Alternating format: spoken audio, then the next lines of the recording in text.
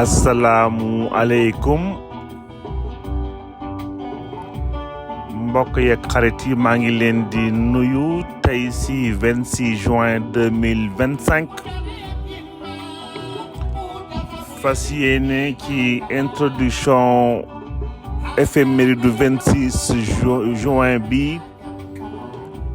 profiter enrichir ko ci benn journée internationale pour le soutien aux victimes de torture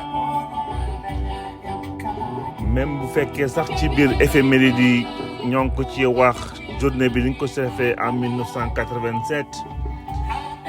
dañ ñëwaat rek am ci benn gis-gis ci sunu réew gis-gis sunu réew bi nag mel ni Sénégal ba léegi xeex bi mi ngi nekk dëgg mu nekk toujours d'actualité ba léegi nekk na loo xam ni nit ñi war nañ ci mën a def jël attention comme ay yeneen sujet yi nga xam ne souvent dafay jaar ci sunu ay comme on dit sous notre nez sans pourtant ñu def ci attention ndax Sénégal donc 26 juin bu ne comme ñëpp fépp ñu koy defee ci àddina bi journée bi donc ñoo ngi koy jagleel donc soutien aux victimes de la torture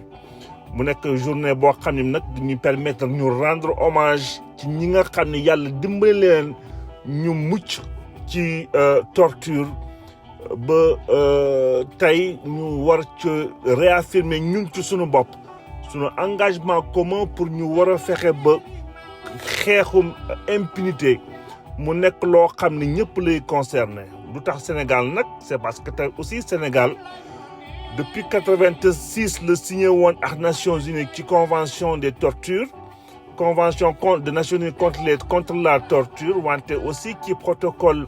facultatif de 2006 bi aussi signé woon na ko ak lépp luy li nga xam ni ay mauvais traitement la ak ay ñaawteef yi nga xam ni ay agent de police ñu ngi koy sëf sunu askan ci ay jamono lu mel ni ay manifestation mbaa sax au niveau ci ay arrestation ci au niveau des lieux de détention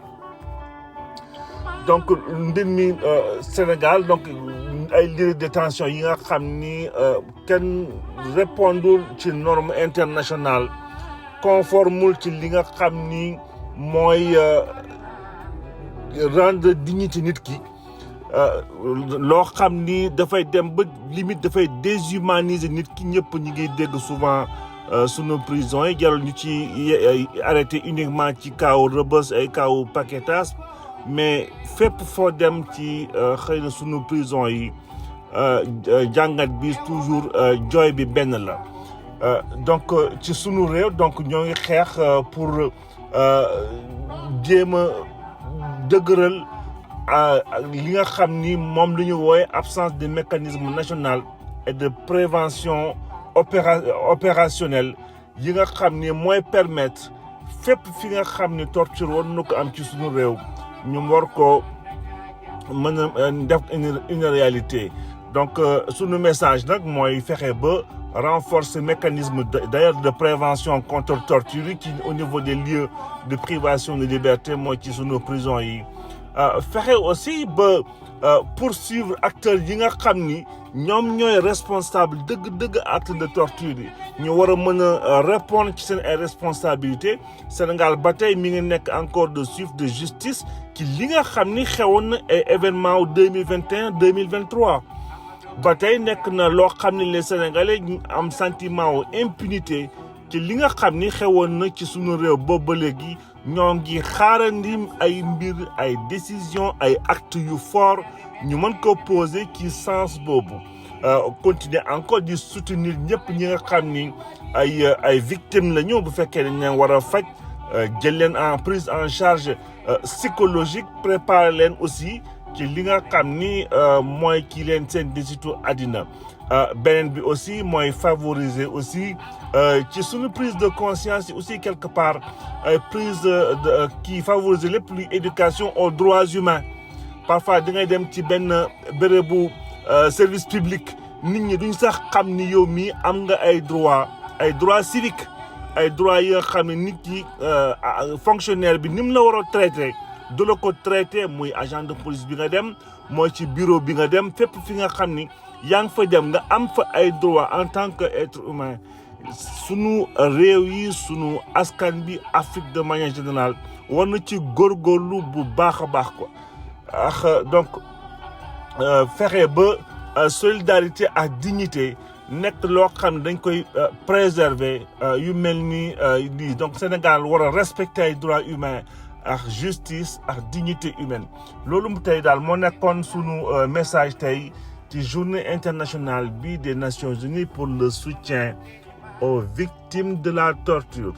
di ko introduire tey sunu éphéméride bu riche autour d'ailleurs de Cheikh Fall bi mi nga xam ne bi moom moo nekkoon sunu premier directeur u Air Afrique ñu tey ñu jagleel ko bis bi ak sunu gis-gis de manière générale ci ay ambition individuelle lu mel ni Senghor ni mu demee ba bëggoon a briser carrière koo xam ne ki xëy na mënoon na continuer encore di amal njëriñ askanam mbaa tout simplement moom mu nekk ci jàmmam. dañ souhaiter une bonne journée ba ëllëg incha allah dikkaat fii yeggalee waxtaan bi excellente journée à tout le monde.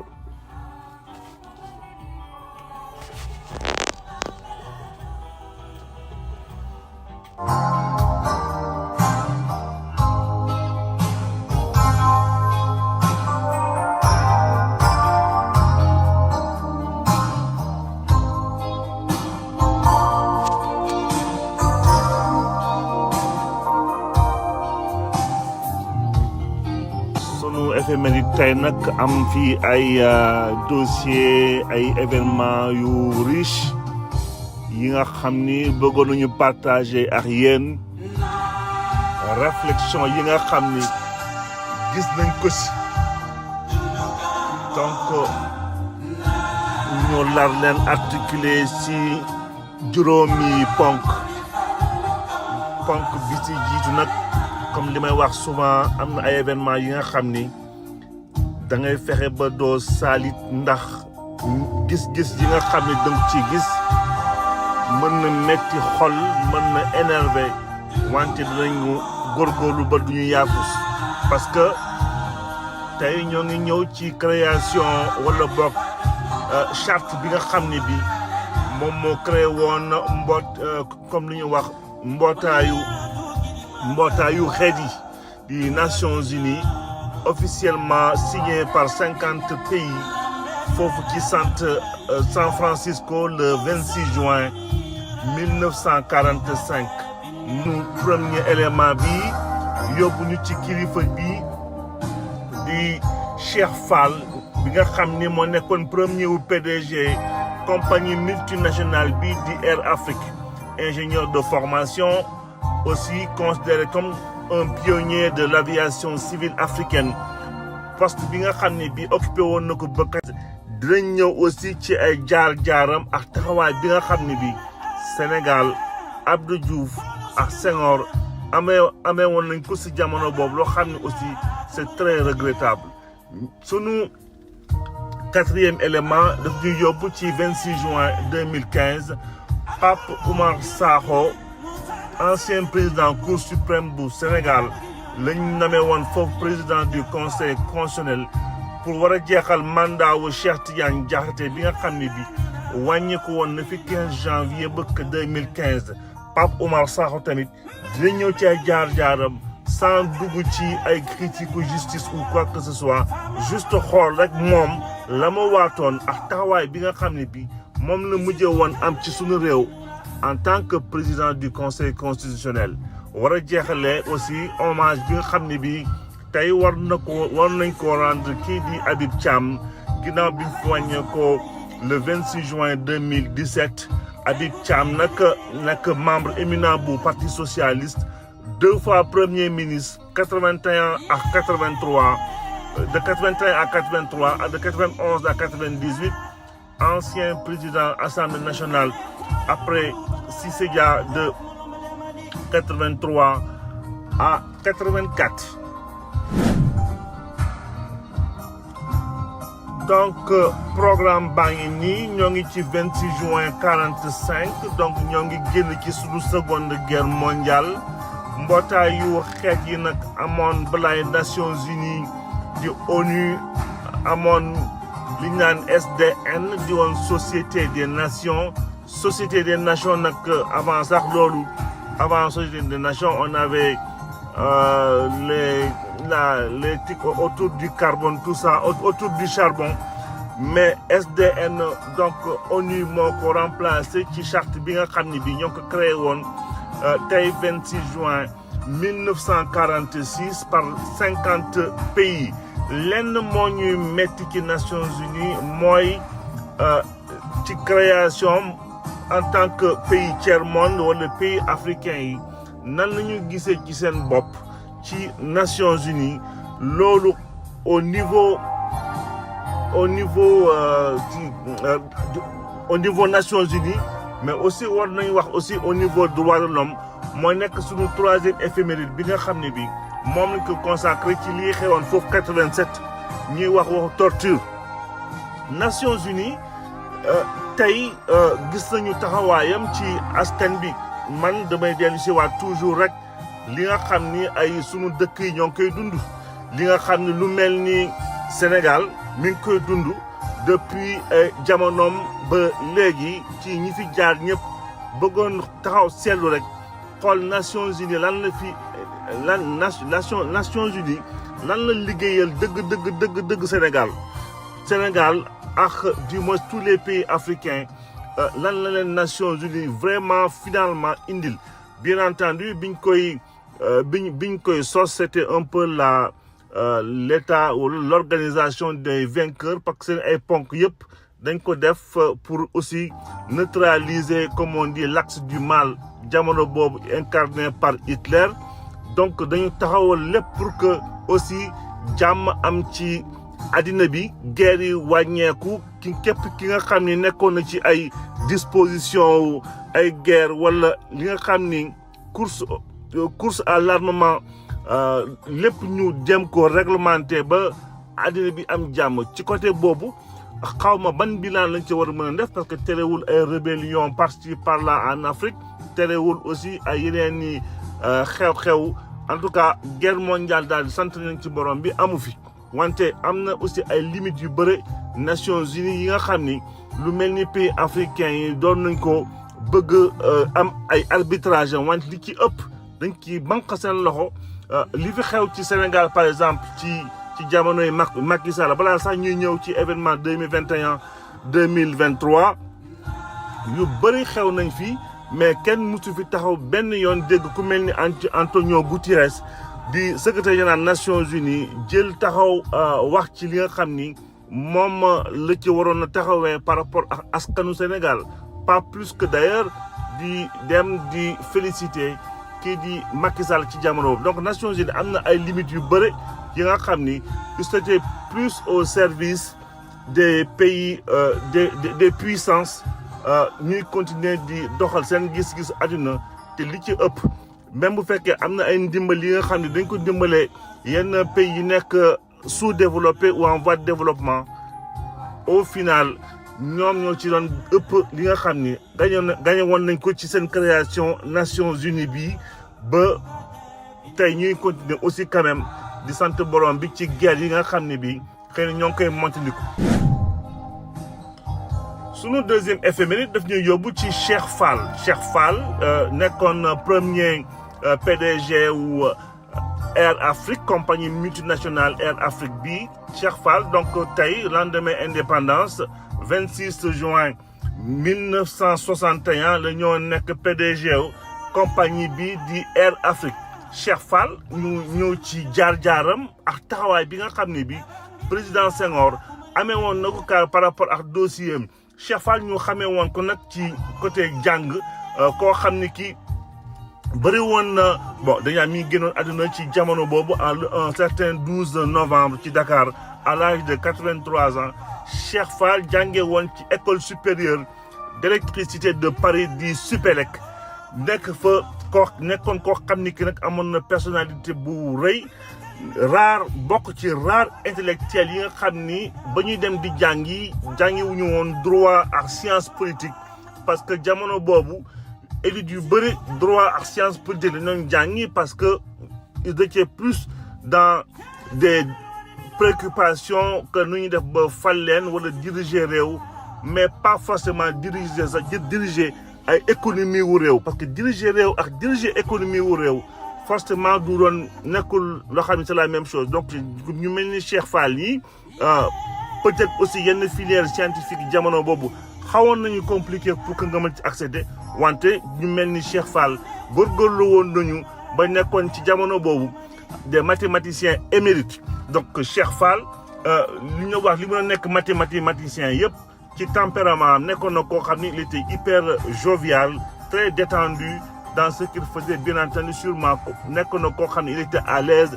intellectuellement voire même aussi moralement Cheikh Fall xamee woon nañ ko aussi au niveau de ses valeurs quelqu'un ki nga xam ni il était engagé d'ailleurs li nga xam ne engagement moo ko mayoon tax par la suite parce que kii di Cheikh Fall moo dirigé woon association générale des étudiants de France association générale des étudiants de France nag nekkoon en relation de proximité ak kii di Félix Houphouët-Boigny parce que moo jàppale woon sax que les intellectuels ci époque boobu ñooñu jàppale la cause de RDA di défendre RDA di rassemblement démocratique africain nga xam ne dañ ko doon teqale ak PNA nga xam ne ñëwoon nañ ci fan yële PNA di parti national africain bi nga xam ni finalement sax ci UPS la mujjee woon a seey ñoom dañu créé woon seen PNA aussi parce que li RDA doon taxawee par rapport ak indépendance ñu mel ni ñoom ay intellectuels yu bëri ci jamono boobu gisuñu woon seen bopp ci doxal bi nga xam ne bi donc PNA bi ñoo ko créé woon ci jamono boobu ñu mel ni ñoom Amadou Mokhtar Mbow d'accord ñu woon ci taxawaay bi nga xam ne bi RDA bëggoon na ko am par rapport ak référendum du 28 septembre bi du 28 septembre de 58 donc RDA pour dellusiwaat ci RDA ci ay jaar-jaaram Félix Houphouët-Boigny créé woon ko doon ko gérer li ci ëpp kii di Cheikh Fall aussi en tant que président association des intellectuels des étudiants africains jàppoon na bu baax ci ay cause RDA donc loolu aussi moo taxoon digganteem ak Félix Houphouët-Boigny nekkoon diggante bu xaw a jege ba d'ailleurs bi mu jeexalee njàngam Cheikh Fall noonu la ko kii di Félix Houphouët-Boigny laajoon mu ñëw Côte d'Ivoire installé foofu pour jàppale leen donc en tant qu'intellectuel noonu la demoon installé wu foofu ci Abidjan ci 25-26 juin 1961 ñu mujj woon ko nommé président kii directeur bi nga xam ne bi moo waroon a jiite Air Afrique donc Air Afrique ci condition yooyu état yu bëri chef d'état yu bëri yi nga xam ni ñoo ko bokkoon doon ko gérandoo ñëw jiital kii di Cheikh Fall ci kanamu Air Afrique li tax ñuy ñëw ci cas bi mooy benn moment kii di Cheikh Fall bëggoon na mandaam waroon na dem ba décembre de 1974 à un moment donné nag exprimer woon na dafa ñëwoon exprimer yéeneem pour que bàyyi Air France bàyyi Air Afrique parce que amoon na xëy na ay yeneen i projet loolu nag comme intellectuel la woon te mook Senghor aussi ñoo daje woon lycée Louis le Grand di fa jàng doo xamante woon nañu ay maas lañu ku mel ni Senghor nag xawoon na tiit ci adversité boo xam ne bi au niveau politique kii di Cheikh Fall mënoon na ko indil ay jafe-jafe loolu moo taxoon mu ñëw yónni kii di Abdou Diouf pour que mu convaincre Cheikh Fall dugg ci gouvernement bien entendu en tant que ministre Cheikh Fall noonu la décliné proposition Abdou Diouf boobu ba loolu nag Senghor n'avait pas forcément apprécié ça parce que ñëpp ci lañ commencé tiit ci ay ambition présidentielle ba kii di Cheikh Fall noonu la ko Senghor laajoon kii di Houphouët-Boigny pour que ñu mën ñu wàccee ko ci boppu Air Afrique condition yooyu ak contexte yooyu Chérif Houphouët-Boigny au début d'accord ci woon parce que digganteem par rapport ak digganteem ak Cheikh Fall wante il a fallu que ku mel ni Abdou Diouf dem ba Yamoussoukro dem convaincre kii di Houphouët-Boigny pour que ñu mën a dakkal taxawaayu kii di Cheikh Fall foofu ci boppu Air Afrique donc mbir yi noonu la demee woon te kii di finalement ivoirien bi di Awoussou Kofi moo mujjee woon par la suite diriger Air Afrique mu nekk loo xam ne boo ko seetloo au niveau patriotique lu xaw a doy waar parce que ay ambition intérêt wu benn nit kii di Senghor tax ba ki nga xam ni moom la ñu amoon suñu réew nekkoon intellectuel un grand mathématicien non seulement fexewul woon ba mu ñëw liggéey Sénégal bàyyi ko dem installé Côte d'Ivoire wante dem ba yokk ci carrément effacé ko bàyyi poste bi nga xam ne bi occupé woon na ko en tant que aussi bien entendu même fekkee communauté africaine la doon liggéeyal fexe na ba jël koo xam ni sax bokkul ci Sénégal mu diriger compagnie boobu plutôt que sénégalais ci boppam loo xam ne kenn mënu ko comprendre en tout cas bëggoon nañu tey ñoom mandargal kii di Cheikh Fall tey liñ ko def ci boppu Air Afrique le 26 juin 1961. ñëw ci sunu élément bi concernant la torture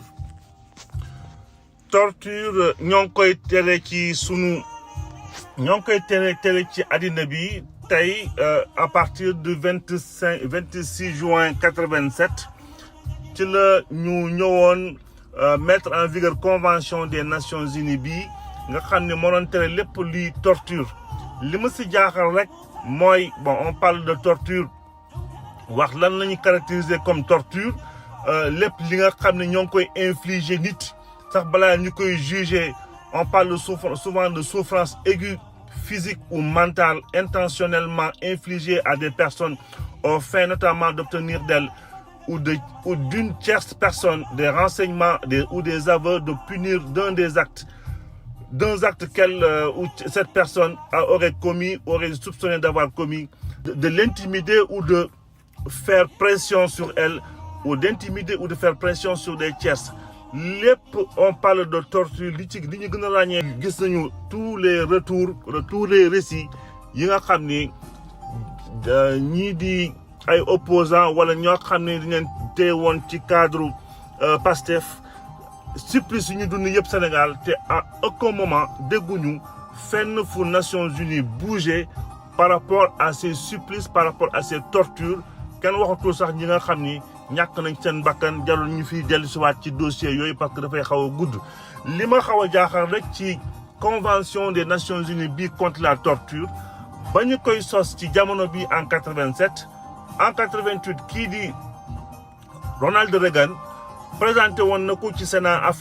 américain en 88 ñu mujjee woon conclure que c'était même une bonne chose wante 6 ans plus tard lañ ko mujjee woon repousser 6 ans plus tard. balaa ñoom ci seen bopp di ko signer seen bopp boo demee dëkk bu mel ni France aussi ratifié woon na convention mais avec ay réserves yu bëri bokk na ci réserve yi nag mooy que ñoom jàpp ñu ni Cour internationale de justice war na mën a traiter ay cas de torture yooyu donc souvent dañuy créer seen ay convention ak seen ay charte te ñoom ci seen bopp ñoo ci gën a yéex a ñëw am ci taxawaay boo xam ni bi mooy créer cette impartialité par rapport aux institutions yi nga xam ñoom seen bopp ñoo ko créé woon. sunu quatrième élément bi daf ñuy yóbbu ci 2015 donc premier président wu Cour suprême Pape Oumar Sakho ñu nommé ko nag président conseil constitutionnel war a mën a ñëw remplacer kii di Cheikh Tidiane Diakhaté nga xam ne wàññeeku woon na fi ci mois de janvier ba.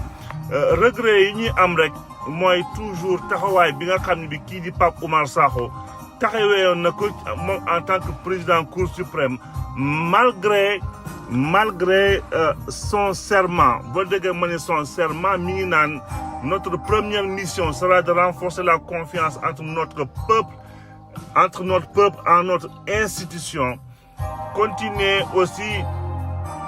di wax ces décisions ne sont susceptibles, en parlant du Conseil constitutionnel, ne sont susceptibles d'aucune voie de recours, et ce qui confère une double responsabilité. Conseil constitutionnel moo war a ñëw tey saytu lépp li nga xam ni mooy réclamation ak recours en ce qui concerne Conseil constitutionnel, en ce qui concerne les élections présidentielles, wante aussi lépp li nga xam ni c'est en rapport avec la constitutionnalité des règlements intérieurs ba ci règlement intérieur assemblée yi nga xam ni assemblée nationale loi yi nga xam ne ñoo ngi koy génnee est-ce que ay loi yoo xam ni c'est des lois constitutionnelles. li ñu ràññee woon ñaar yi ñu gënoon a ràññee ci réñam moo nekkoon toujours incompétence sur incompétence lépp li nga xam ne lii di opposition saisiroon na ko ba ci parrainage yi ba ci ay yeneen ni loi yi nga xam ne c'est des lois yi nga xam ne lii di opposition jàppoon nañ ne c'est des lois liberticides. loi yooyu yëpp bu demee ba amul lu mu ci wax loo xam ni opposition la moo ci waroon am ndam li ci ëpp la ñu gën a ràññee ci moom moo nekkoon incompétence pour mën a juger loolu, alors que c'était son travail de statuer sur la constitutionnalité des lois et des règlements yi nga xam ne génn na ci Assemblée nationale. Sakho kenn fàttewul encore une fois taxawaay bi nga xam ne bi am na ko ci élection législative yi mujjee ba di daggate ay liste titulaire entre liste titulaire ak liste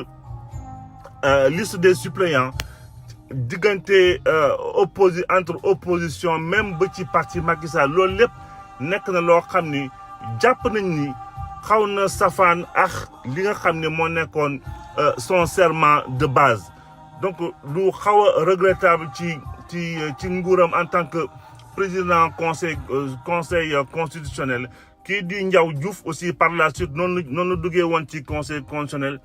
qui parlait de lourdes responsabilités en disant que j'espère que je serai à la hauteur parce que ça va me changer de mes habitudes. J'étais juste un théoricien du droit.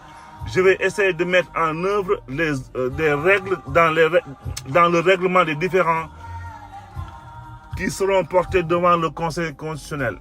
Loupé ñoom ñëpp ci seen taxawaayu conseil constitutionnel. Opposition bi musul gën a sonn que ci seeni jamono. di jeexale tey sunu éphéméride ci kaaw kii di Habib Thiam. Habib Thiam, malheureusement le temps ne nous permet pas, xëy na beneen yoon dinañu am possibilité pour ñëwaat ci ay jaar-jaaram en tant que ministre, en tant que directeur de cabinet ministère yi nga xam ne amoon na ko jaar-jaaram aussi au niveau étatique, au niveau politique, aussi au niveau électif. Donc xëy na dafay xaw a gudd tey ñu mën ko tënkandoo ñu wax rek donc tey Sénégal tey la ko doon regretter ginnaaw bi mu amee un parcours éminent ci parti socialiste, donc 2 fois premier ministre de 1981 à 83, de 91 à 98, mais aussi nekkoon ancien président de l'Assemblée nationale du Sénégal. jàpp naa ne après Cissé Dia, parce que Cissé Dia moo remplacé woon jëm si yàlla ji Lamine Gueye en 68, donc de 68 à 83 Cissé Dia moo fa nekkoon. Donc Habib Thiam ñëw remplacé ko après passage bu gàtt ci poste de premier ministre, parce que jamono boobu kii di Abdou Diouf bëggoon na ko supprimer nekk ci régime présidentiel direct et fort. Donc noonu nekkoon président Assemblée nationale bu Sénégal de 83 à 84 dellu si waat donc par la suite balaa muy nekk premier ministre en 91. donc di jeexalee fii tey sunu éphéméride yi ci éléments yi di leen ñaanal bésum jàmm ba baat fii yeggale waxtaan bi.